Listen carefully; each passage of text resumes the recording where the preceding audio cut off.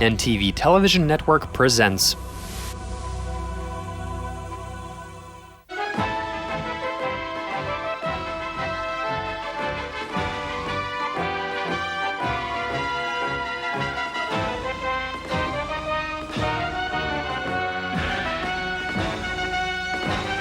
The Other Day, Current Era 1990, translation and voiceover by BMI Russian. Good evening and welcome to episode 30 of our show The Other Day 1961 to 1991, Current Era. Events, people and occurrences that defined a lifestyle. Things that you can't imagine us without, much less comprehend. Another year, another episode. And today we're going to be covering the year 1990, the 500 Days program, Leggings and Tights, United Germany, Alexius II, Tea from Turkey, the events in Baku, the Russian Wheel of Fortune, Nelson Mandela out of prison, mayors Popov and Sobchak, the Lambada. With commentary from political expert Sergei Karaganov, author Anatoly Strelyany.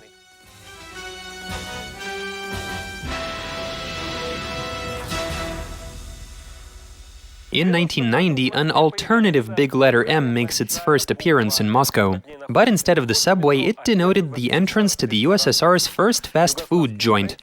Yugoslavian contractors built the largest McDonald's in all of Europe with a seating capacity of 900 on Pushkinskaya Square. The Canadian franchise owners worked out that people would wait in line no longer than 2 to 3 minutes, no matter how big the crowd. However, in reality, the McDonald's in Moscow was serving a record-breaking 30 to 40,000 people every day. The nearby park was full of people waiting their turn. McDonald's core philosophy of being the speediest fast food establishment was in shambles. In Russia, it gained cult status and became a Moscow landmark. Visitors would spend an hour huddling before they could even walk inside. People were fascinated with the American, European, and Japanese-style hallways, the amazing Big Mac, the cheerful young cashiers and janitors in matching uniforms. In 1990, the people start acquiring their first capitals en masse, with the opportunity arising to earn and spend real-life actual cabbage in vast quantities. One way to turn a huge profit was selling computers. There was demand for at least 10 million around the country, and they all sold like hotcakes. Anything from subpar machines made in Singapore to used American equipment, or even unlabeled stolen goods. Reselling even just one computer could have earned you 40,000 rubles. The business world needed banks to store money and to partner with, and nobody was even trying to work with Gosbank, where money was just collecting dust. Despite the government ripping them off and collecting 60% of all revenue, by March of 1990, over 200 commercial banks were established. The government was forced to admit that $1 cost not 60 kopecks, but rather 1 ruble 80. However, at the earliest currency auctions, where there were 4 buyers for every person selling fully convertible currency, they went for the black market price, which was 21 rubles to the dollar. Without removing laws on gambling dens and operations with currency from the criminal code, the government gives stores and casinos that work with FCC the green light. Dollars were always welcome. You didn't need a passport to buy them, nor need you declare source of income when opening an account. And in 1990, an entire network of exchange bureaus were opened.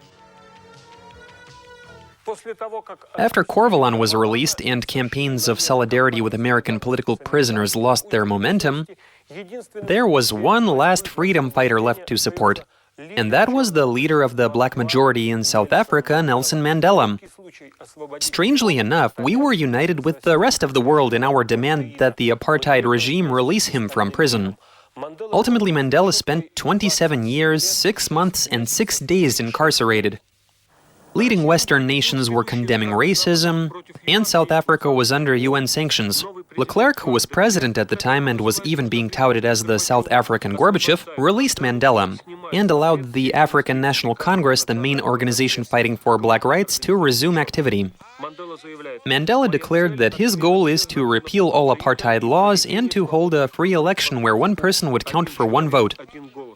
And achieve these goals he did.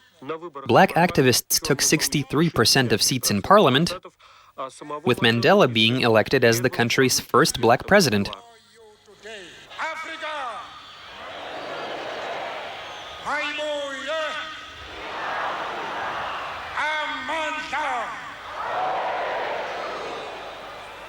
Radio was no longer being censored, and the first private radio stations began to broadcast. Modern pop music and live newscasts were now being transmitted via medium and short waves in the Baltic states and in Moscow. On July 7th at 7 p.m., make sure to tune in. The pioneers were M1 in Lithuania and SNC in Moscow.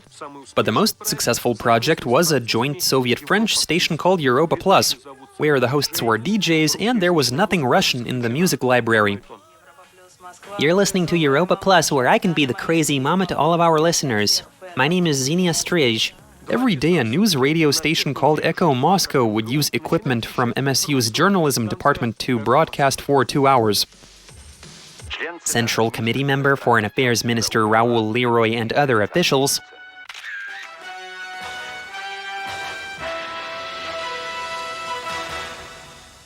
Soviet Russian newspaper publishes information provided by First Secretary of Krasnodar's Regional Committee Ivan Poloskov on 12 tanks being detained at Port Novorossiysk.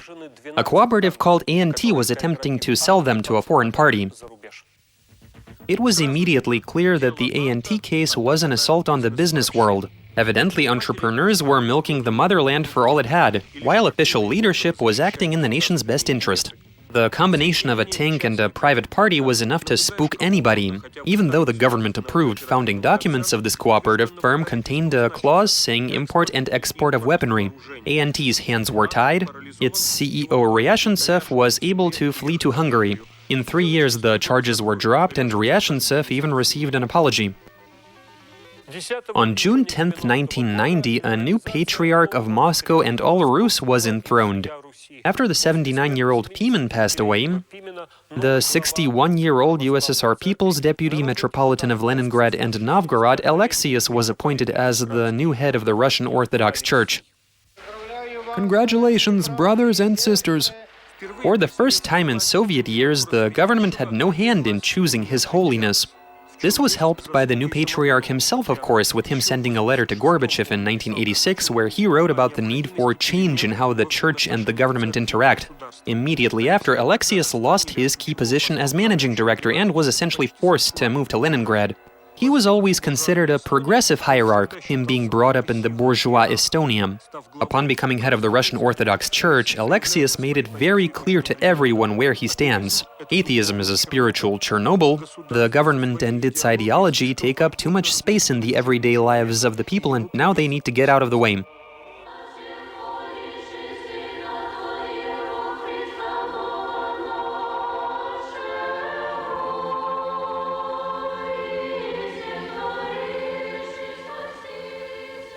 The USSR Supreme Soviet declares an emergency in Baku. This was after riots had been raging in the Azerbaijani capital for 2 weeks.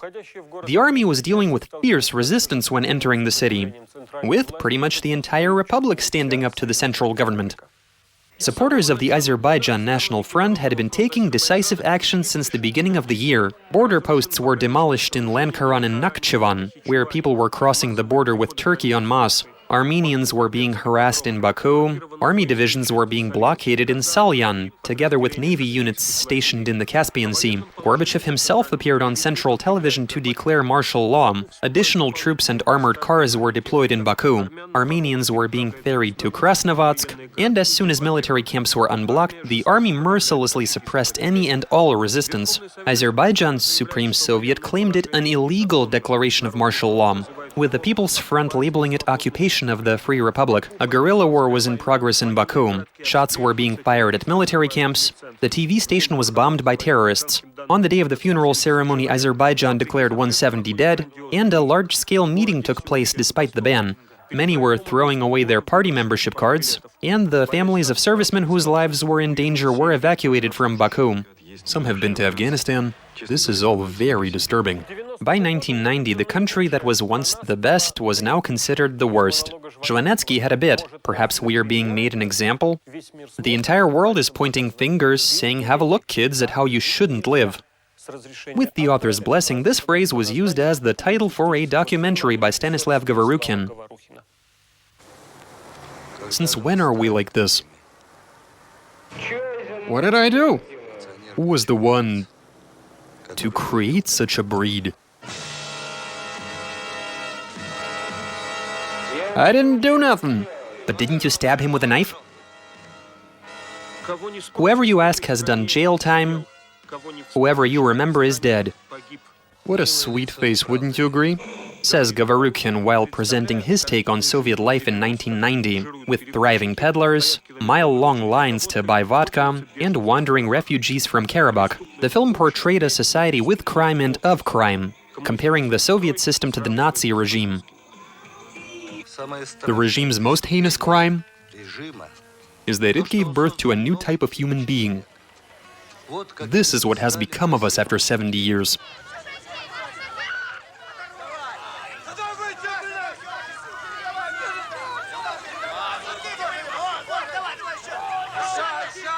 Yeah, give us some more. A nationwide inferiority complex prompted us to say this country as opposed to our country. The expression for all of these 70 years implied that the period between the October Revolution and the present day was all but wasted. The local populace and all things local were labeled as savak, which means dustpan in Russian, as in a shovel is the best tool for a savak. Then there was the derogatory notion of savak mentality.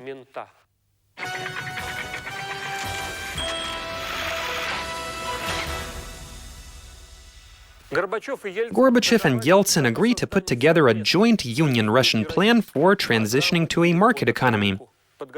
The final document became known as the 500 Days Program.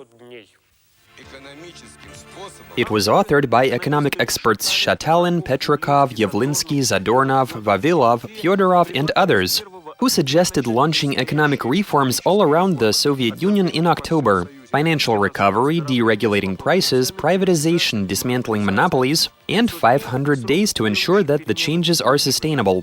Yavlinsky was deputy prime minister, Yeltsin supported the program.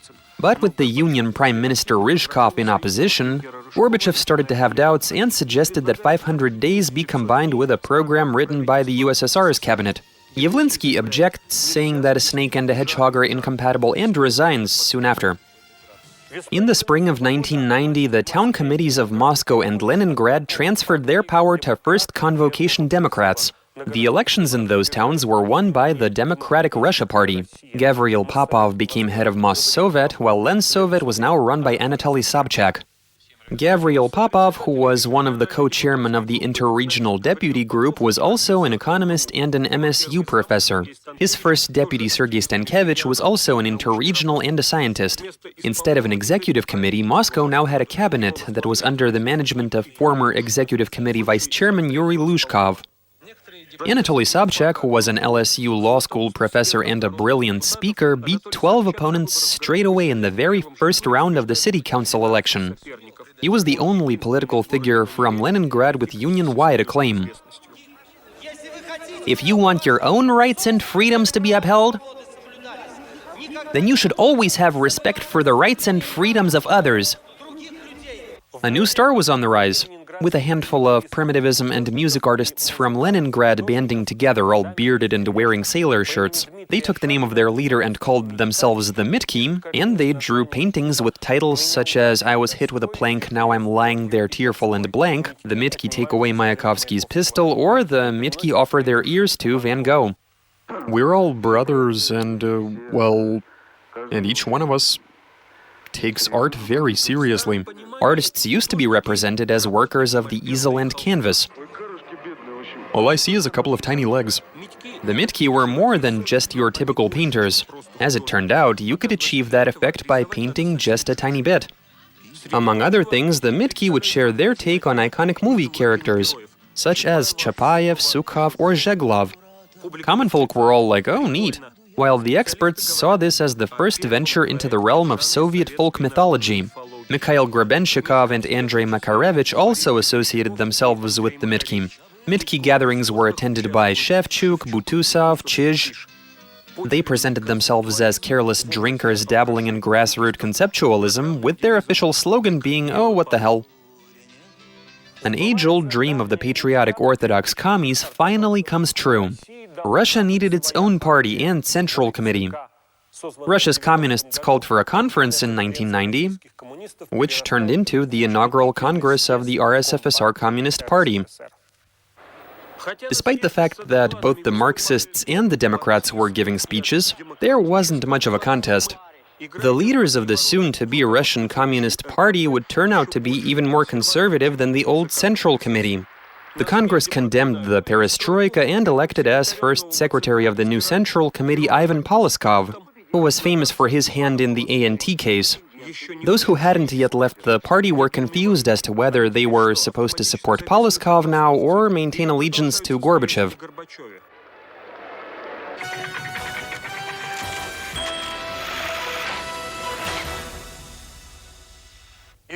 A mere 2 years prior, Gorbachev wrote in his book about the perestroika that the German reunification issue was to be tended to in 100 years.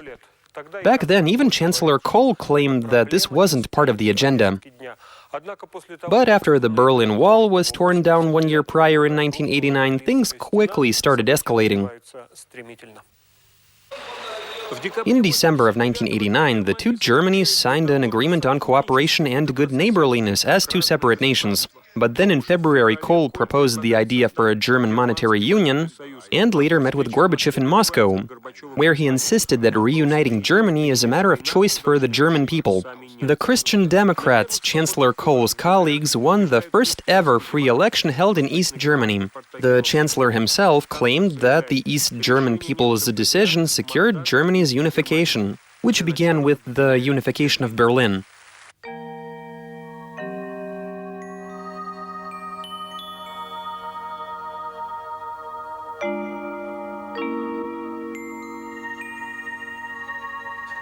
This booth is all that's left of Checkpoint Charlie, the most well-known of all of the Berlin Wall checkpoints. On June 22, 1990, they held a ceremony to honor shutting it down, which was attended by the leaders of 4 ally nations as well as both sides of Germany.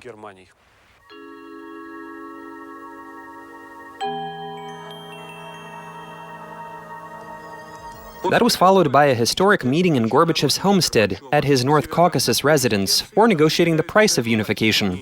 The promise was to pay 12.5 billion Deutschmarks to cover expenses associated with relocating the Soviet military contingent in Germany consisting of 300,000 people. The specifics weren't discussed, though everybody expected the plan to be something special. A simple unification was considered impossible not just by the USSR and East Germany.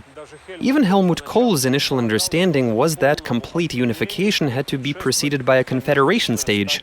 During that time, Czechoslovakia went that exact route, becoming the Czech and Slovak Republic. In the same vein, Germany could have been called the German and German Republic.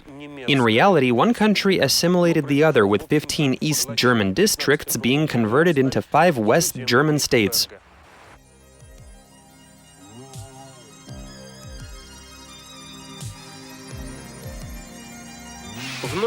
On the night from October 2nd to 3rd, the people came to the Brandenburg Gate to celebrate Germany once again becoming the largest country in Europe. Helmut Kohl would go down in history as the Bismarck of the 20th century, the man who united the German land.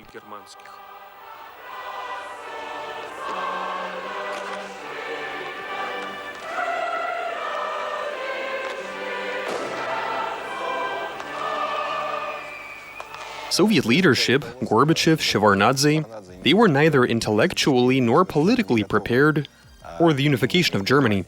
West Germany and the US had a common strategy, which they were actively implementing.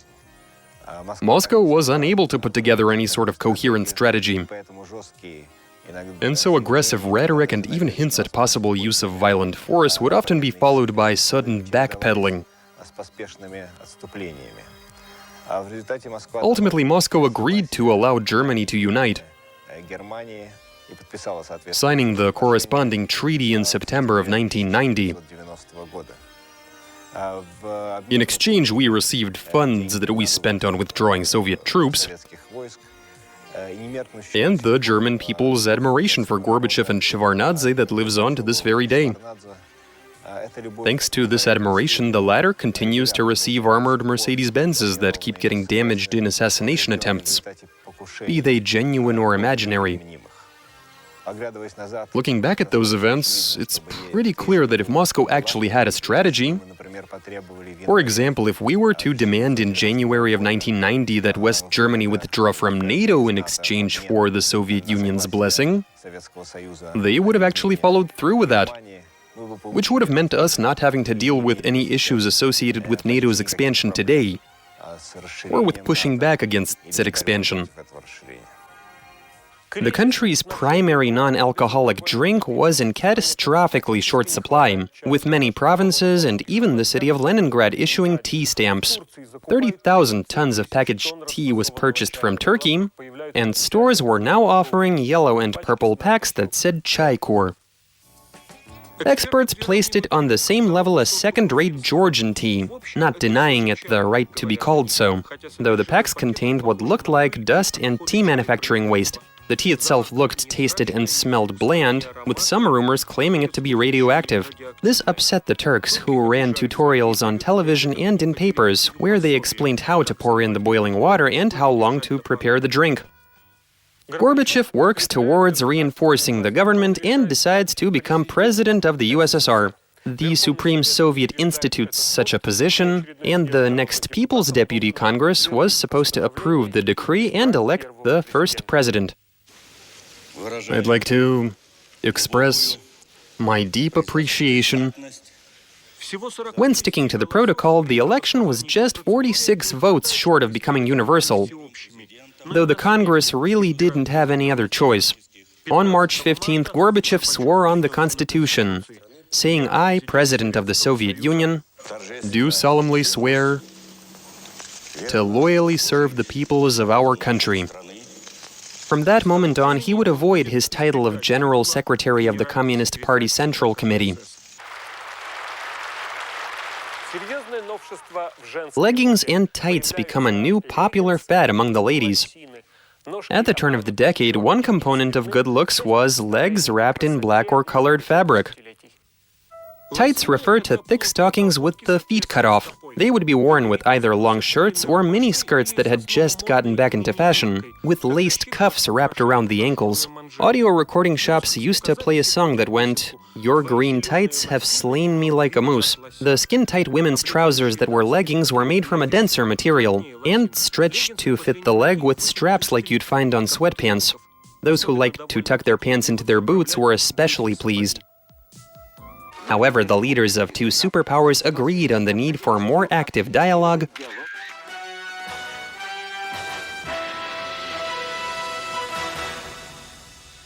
The busy Congress season of 1990 was kicked off by the first ever Congress of People's Deputies in the RSFSR. Unlike the all-union congresses here, there was no list from the public organizations with all of the deputies being chosen by district. Democratic Russia, a movement based on the Interregional Deputy Group, won the election in both capitals and in many of the big cities. Democratic Russia had about the same number of chairs at the Congress as did supporters of the Russian Communist Party. During the morning Congress session in the Grand Kremlin Palace, the main battle was for the position of Supreme Soviet Chairman. Gorbachev met with Russian Communist deputies, and later even attended proceedings of the enemy Congress with the obvious intention of not letting Yeltsin win. The chairman of the Supreme Soviet of the RSFSR has been chosen. He will be Mr. Boris Yeltsin. Yeltsin won the election by 4 votes. On June 12th, under his supervision, the Congress passes the Declaration of State Sovereignty of the RSFSR, leading Russia towards better times. I give you my word. And once again, thank you for putting your trust in me. Thank you. On August 15, 1990, 28-year-old Viktor Tsoi, lead singer of the super-popular rock band Kino, dies in a car accident. His untimely death left millions of fans in shock. The first star of Soviet popular youth culture died at the peak of his fame. Following a holiday spent near Riga, Tsoi was driving home after some early morning fishing. He fell asleep behind the wheel and had a head-on collision with an Icarus bus. In Leningrad, Kino fans spent a number of days at Tsoi's grave at Bogoslovskoye Cemetery, and in Moscow they covered a wall at Arbat Alley with lyrics from his songs. "Death is worth having lived. Close the door after I leave." Tsoi had recorded an album, which his band labeled as Black. It was premiered at the group's final concert, where the pre-recorded music was played at a sold-out venue with an empty stage.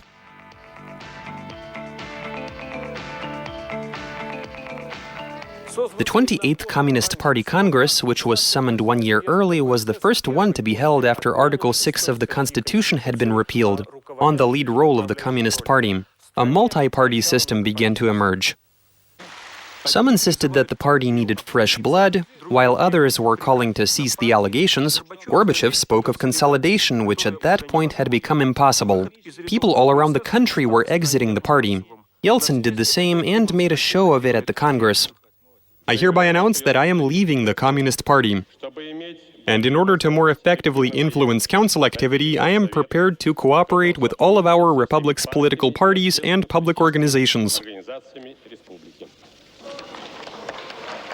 The democratic heads of Moscow and Leningrad, Popov and Sobchak, were also no longer communists. The Communist Party, which used to stand firmly on democratic centralism, was now an association of sorts, consisting of Republican communist parties. The Politburo, in its former role as the country's highest governing body, was no more.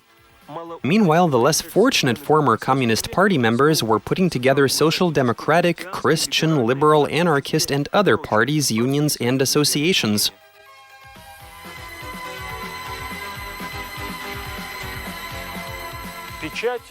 Printed press and other mass media are now free, is what it said in the new Press Act. For a while, the draft was impossible to publish in newspapers due to censorship. The transformation of glasnost into freedom of speech was excruciatingly slow. Censorship bodies were merely renamed into organizations responsible for protecting government secrets. That said, interfering with media activity was at least prohibited on paper, and even private entities could establish their own outlets, all of which had to be registered by the State Press Committee. The first to receive a license was Izvestia. The privately owned Kommersant claimed that their target audience was entrepreneurs. The post-Soviet style of journalism was coming to be, with experts now being able to criticize Gorbachev's initiatives and throw out headlines such as "Sobchak comes from the Vikings with buckwheat." One sensation in the realm of newspapers was the weekly Arguments and Facts and its production run. In 1990, the latter amounted to 33 million copies, which earned the paper a place in the Guinness Book of World Records as the world's most popular periodical. Today, the last fruit fly perished.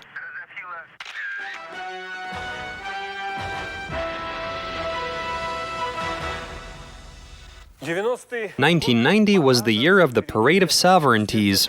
Following in the wake of the Baltic states, other Union republics also strive to claim their independence.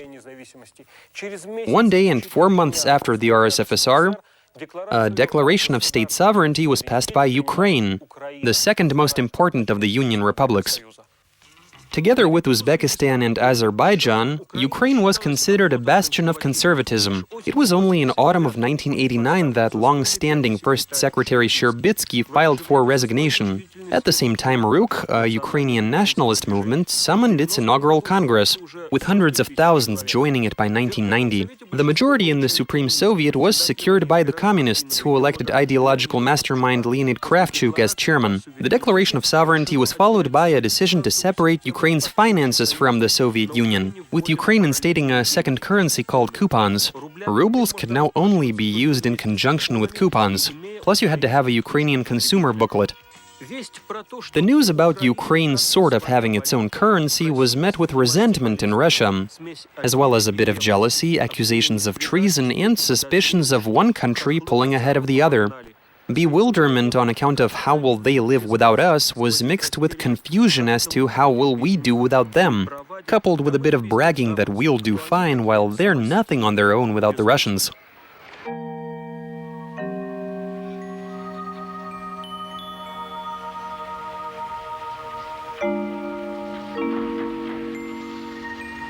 There used to be an abbreviation used among Soviet ethnographers, ESB or Eastern Slavic Bloc, which included Russians, Ukrainians, and Belarusians, who saw themselves as one people and who especially seemed to be one people from a foreigner's perspective. This took into account residents of industrial hubs of the three Soviet republics, and the significant majority inhabiting the industrial hubs of all of the other 12 republics.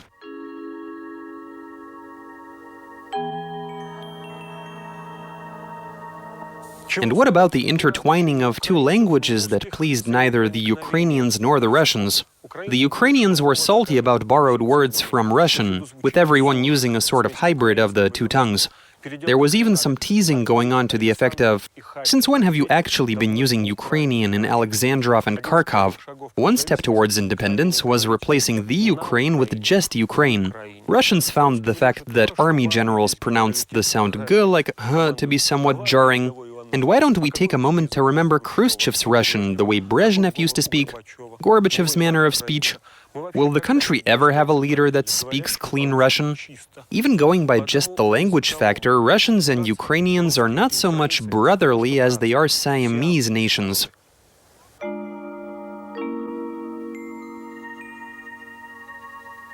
On September 9, 1990, near Simkha's station in Moscow province, Archpriest Alexander Men, who was a preacher and a scholar, and who was referred to as the spiritual father of Moscow's intellectuals, was murdered in cold blood. He was a Jewish Christian, a reformist, a dissident, and he had plenty of potential enemies. This was considered to be the first contract killing. Father Alexander left home at 6:30 in the morning, as usual, en route to his church in a new village in the Pushkin district. His killers met him on the forest pathway leading to the station. They supposedly gave the priest some kind of text to read, and as soon as he leaned his head over to read it, they hit him over the head with an axe. The assailants then took his backpack and fled from the scene, not leaving a single clue behind. While severely bleeding, Alexander Men made it at least a quarter-mile back in the opposite direction and died next to the fence of his own house. Gorbachev and Yeltsin were personally overseeing the investigation. 200 people were scrutinized by the prosecutor's office, but nobody put forward any compelling solutions to the case. The situation in Georgia continued to be defined by the events that transpired on April 9, 1989. The Communist Party's results at the Supreme Soviet election were embarrassing. By that time, one of the two most famous Georgian dissidents, Merab Kostava, had been killed, with the other one, Zviad Gamsakhurdia, assuming the role of opposition leader. He was chosen to be chairman of the Supreme Soviet. Georgia rejoiced. Zviad Gamsakhurdia was a strong proponent of independence, abolishing the Soviet crest, flag, and national anthem. Zviad was the son of legendary author Konstantin Gamsakhurdia and a translator who spoke fluent English, German, and French. Moscow's intellectuals, who always had a soft spot for Georgia, were just as jubilant. The only contrasting voice was that of philosopher Merab Mamardashvili, who said, "If the Georgians support Zviad, then I oppose the Georgians." Which underlies basically everything they do. The Soviet Union picks up a worldwide dance trend, with people everywhere doing the Lambada, which is a Brazilian dance with a partner involving circular hip movements. I twirled you, you twirled me, la la la.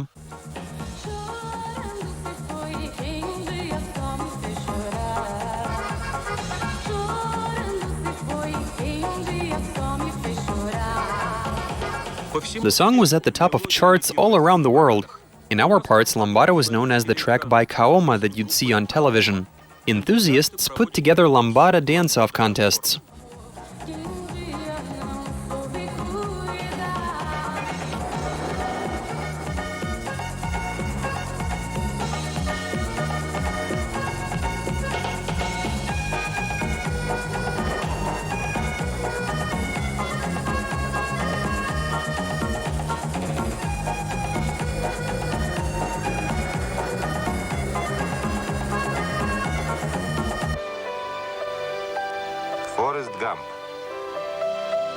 Starring Tom Hanks.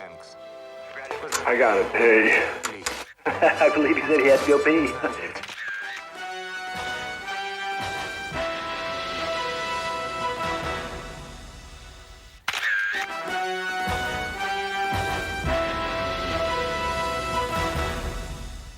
Out of all the shortages, the most painful one was the tobacco and cigarette deficit. The lack of alcohol was offset by moonshine. People made do with the bare minimum of meat, sugar, and soap, but stogies sparked a wave of tobacco riots all around the nation. Even at collective farms, angry smokers blocked streets, flipped over their bosses' cars, and raided tobacco kiosks. There were over 100 such incidents just in August in Moscow alone. Tobacco leaf production was reduced twofold, Bulgaria didn't deliver on its promise to supply 5 billion cigarettes, our paper wasn't making it to Cuba, and on top of that, 16 out of 24 Soviet tobacco plants were closed for renovations. A pack of Yava went for 3 to 5 rubles on the black market instead of 40 kopecks. They would even sell cigarette butts, or 5 to 10 kopecks each off a tray, or in half-quart jars for 2 to 3 rubles. In Moscow, sugar stamps for December were accepted as cigarette stamps for September. One person over the age of 16 would be given no more than 5 packs. This went on until they bought $300 million worth of cigarettes from the US. For that kind of money, you could have refurbished the entire domestic tobacco industry. An active politician receiving the Nobel Peace Prize always stirred controversy. We know that in 1990, candidates included Havel, Gorbachev, Mandela, and Lin, who was a student and human rights activist from China. The Norwegian Nobel Prize Committee unanimously ruled in favor of choosing the president of the USSR. The West approved such a decision, while the USSR was very skeptical. The perestroika and glasnost were evaluated quite differently in the West and back home.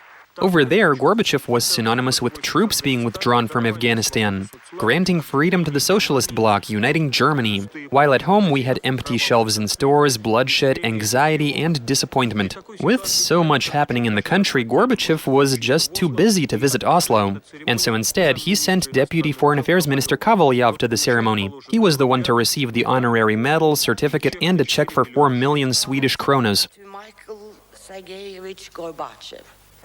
This award coincides with a very important stage of the perestroika. We are on the verge of some monumental changes. 1990 was a year when foreign embassies saw a record number of visitors, with over 500,000 people permanently moving out of the country. This wasn't emigration, this was people abandoning ship. Overall, throughout the entire perestroika period, 850,000 people moved out. This was more than during any other time, save right after the October Revolution. Most emigrants were headed for Israel, Germany, the US, and Canada. The formerly foreign topic of brain drain was now being nervously discussed in Soviet media. Our government informally notified the West that liberalized exit policies would prompt 5 to 7 million to leave. The media inflated that number to 20 million. It took another 3 years to pass and implement a new exit law. But by then, the fourth emigration wave had already died down. That same year, Gorbachev issued special orders to restore citizenship for famous dissidents residing in the West, including Alexander Solzhenitsyn, Vasily Aksyonov, Vladimir Voinovich, and Lev Kapelev. Regardless of the reasons and circumstances of them leaving, these emigrants were no longer considered traitors.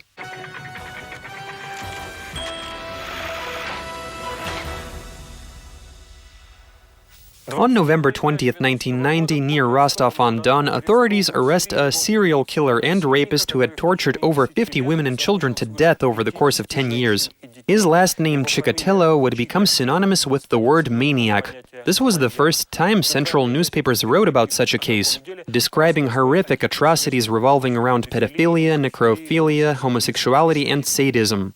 Chikatilo would cut off his living victims' genitals, breasts, and tongues to then eat them. Meanwhile, he was also this timid intellectual, exemplary family man, caring father and grandfather. The team of investigators was running in circles trying to track him down, solving 1,000 crimes in the process, including 95 murders. Over 500,000 people were scrutinized.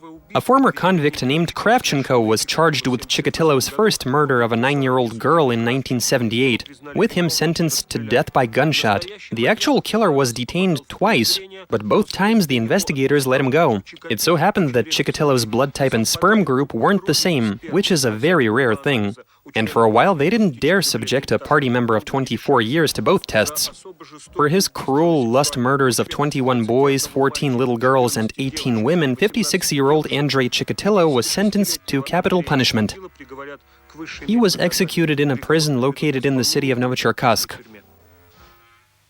The moving procedure to Eastern Europe was simplified, while the Soviet list of deficit goods kept expanding. Tens of thousands of small-time peddlers went abroad in tour groups or by fake invitations. They would bring for sale the few decent Soviet commodities they could get, and come back with identical gigantic nylon bags filled with all sorts of stuff.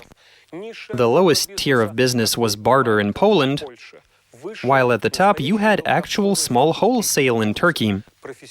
The true pros were able to make up to 3 round trips in a week. To Poland, Czechoslovakia, and East Germany, they'd bring first of all anything you can stick into a power outlet, from alarm clocks to water heaters, plus anything that was ridiculously cheap: imported alcohol, cigarettes, perfumes, Soviet notebooks, gasoline. In the opposite direction, there were dinner sets, videocassette players, leather jackets, coats, shoes, and crystal glass incoming. The city of Brest saw cars waiting in several mile-long lines and for several days to enter Poland. The Turkish embassy in Moscow was issuing up to 5,000 visas every day, but there were twice as many people keen to go there. By then, all the peddlers in Istanbul had learned Russian and were calling Soviet folks colleagues. The main objects of trade were sheepskin coats, leathers of all types, jackets, skirts, trench coats, handbags. You could earn up to 10,000 rubles in just a few trips. In 1991, Turkey lifted all factors restricting trade, with no more need for an invitation or even a visa. Instead, you'd receive a yellow $10 stamp at the airport of destination, which would allow you to stay in the country for a whole month. Our parents taught us to treat commerce according to Lenin's formula of, quote, patriarchal aristocratic trade, as in such activity is beneath us and unnecessary. In the summer of 1989, I spoke to a young female engineer at the entrance to a factory in Zagorsk after a meeting. She said, "What's the point of commerce anyway, aside from breeding crooks?" I had no idea how to even set her mind straight. And how could you teach a Soviet person that a normal situation is when there's an equal amount of people working in trade and industry? Now her fate took a clever turn, helping her not to bruise her ego.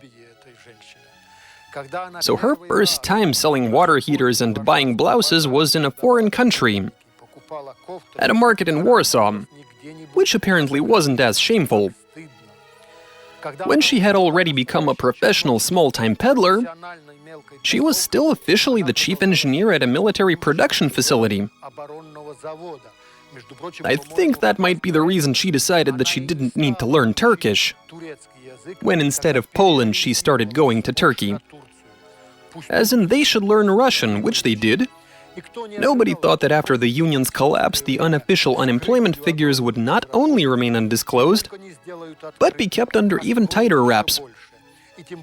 And especially nobody thought that the situation would be beneficial in that the lady from Zagorsk had her eyes opened. Now she's of course convinced that commerce helped her survive. But the god of commerce, with his foresight, knew full well what was actually important.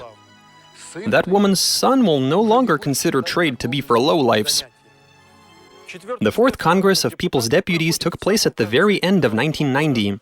There, Eduard Shevardnadze announces that he will be resigning as Foreign Affairs Minister.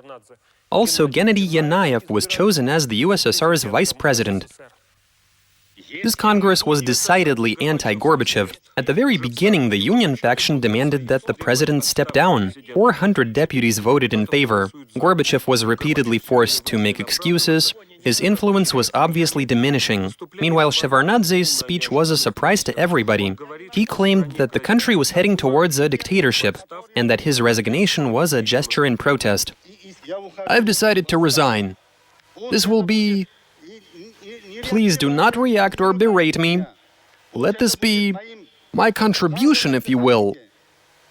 My protest against the onset of a dictatorship." It was obvious that Shevardnadze knew more than he could talk about. Looking to soften the depressing mood, Gorbachev tried to end on a good note and proceed to select the country's vice president. However, the veteran bureaucrat Yanayev wasn't approved at first, and Gorbachev imposed a second vote in violation of protocol. You made the call. Why Yanayev and nobody else? I appreciate Comrade Yanayev's competence.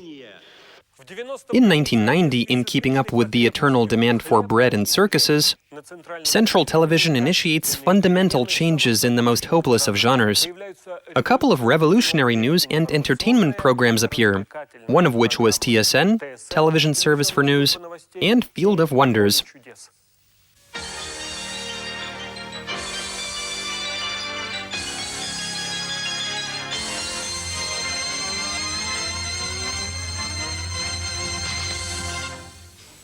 In today's news, TSN was the first informational newscast on Soviet television, as opposed to propaganda. For the first time, a program was hosted solely by journalists.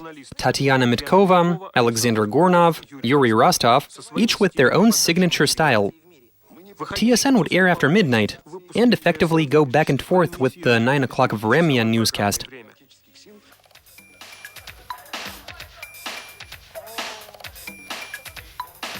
That's 25 points for Andrei Ulyanov. Your choice? O. We have an O. Wonderful! That's the first letter you've guessed. Vladislav Listyev, who hosted Vzglyad, launched an adaptation of the Western Wheel of Fortune, a game show called Field of Wonder. Politicized audiences saw this as betraying the path towards democracy, but soon the whole country was spinning the wheel, getting upset upon learning that there's no such letter in that word, and taking their chances with the super prize. By the end of the year, Field of Wonder was the most popular entertainment program in the country. I'm sorry, but I have to stop the game. Natasha, please take the money. Given that Valera has turned it down, I'm gonna close the box. Here's your prize. We've just reviewed 1990 in our show the other day, 1961 to 1991, current era. Events, people, and occurrences that defined a lifestyle. Next episode, 1991. Barbie dolls, Yeltsin as president of Russia, the situation in the Baltic states. 50 and 100 ruble banknote trade-in. Viktyuk's plays, the August coup, Kamaz at the Paris-Dakar rally. Humanitarian aid, the Belovezha Accords, the Union collapses, restoring diplomacy with Israel. Pugacheva and Yankovsky become USSR people's artists. See you for a new episode and a new year. Farewell.